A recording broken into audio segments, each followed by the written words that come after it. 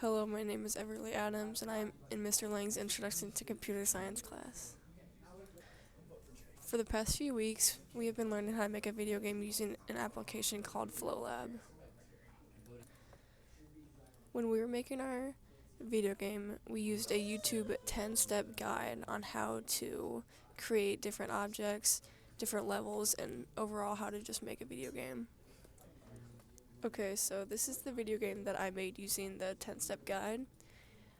It has two different game levels, and you can see that these things are monsters. So if I play it, you can see that the monsters go back and forth, and if my character, which would be this little person, if it runs into any of the monsters, it loses health. So you can see up here that I have health 3 and stars 0. We'll go back to the stars in a little bit.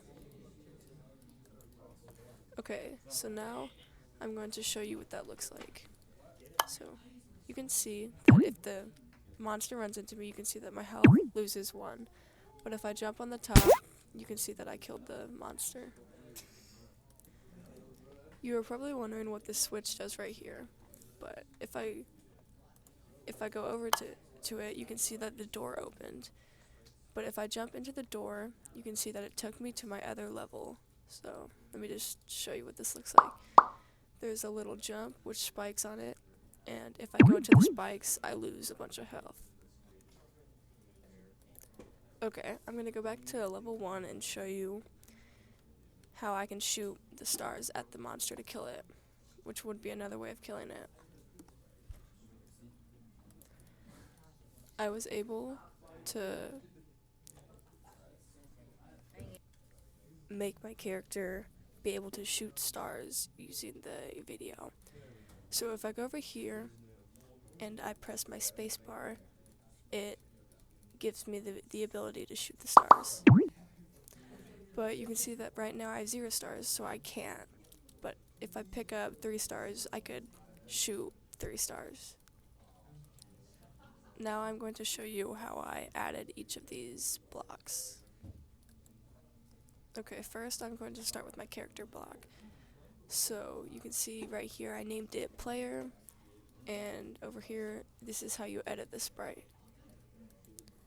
In Flowlab you are able to add each block you want, or you could add a character, or you could add a Terran, or just much more. So over here, instead of, if I wanted grass, instead of this, I could add a grass block, or I could add a log, or I could just add any of these to my game level. Okay, now I'm going to show you how I programmed my character how to move. So if I go over here to behaviors, I have 3 folders. One's called movement, one's called health, and one's called stars. I'm going to show you how I programmed my character to move. So if I open my movement bundle, you can see I have a whole bunch of triggers over here. So I have the camera, animation, keyboard, move left, move right, keyboard right, and just a whole bunch. These are how I got my character to move left, right, up. So you can see that the keyboard left trigger is connected to the move left, and the keyboard right trigger is connected to the move right, and the keyboard up is connected to the jumps and to the impulse. So these are how I got my character to move. Okay, so if I open my health bundle, you can see that these are the things you see up here and up here. So the collision is connected to the damage, which is connected to the health. So that means if you collide with any of the spikes, your health goes down by 1. Okay, so if I open my stars bundle, this is what you see up here and what these little stars are. Okay, so the keyboard spacebar trigger is connected to the switch, which tells the number to go down 1 if I shoot my star or if I press the spacebar. Okay, now I'm going to show you how I got my switch connected to the door. So if I open the door, So if I open the door and I go to the behaviors, you can see that the mailbox, every time it gets an animation, it tells the switch, which would be to tell the door to open.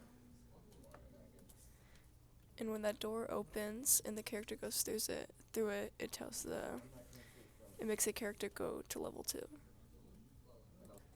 So now if I go over to the switch and I hit edit the behaviors, you can see that if I collide with it, it tells the switch to move from off to on. And it sends the message to the mailbox that I just previously showed you. With this being said, this is how I made my video game. Thank you so much for watching.